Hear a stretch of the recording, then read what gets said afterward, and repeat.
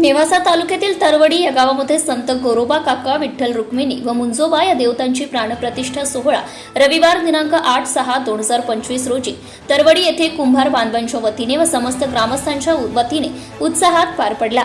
या मूर्तींची प्राणप्रतिष्ठा व कलश पूजन हबप गोपाल गिरीजी महाराज मुकाई देवस्थान उस्थळ दुमाला तसेच हबप मा आ पांडुरंग अभंग साहेब यांच्या शुभहस्ते पार पडला।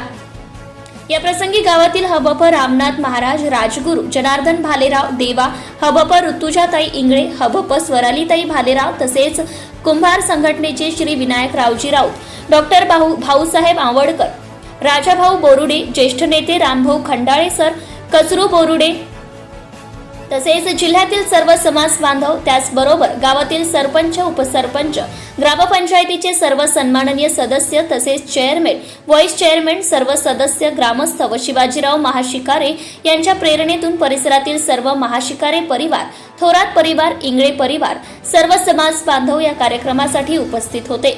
केंद्रीय लोकशाही पत्रकार संघ नेवासा तालुका अध्यक्ष योगेश राऊत उपस्थित होते। कार्यक्रमानंतर महाप्रसादाचेही आयोजन करण्यात आले होते। Subscribe now and press the bell icon.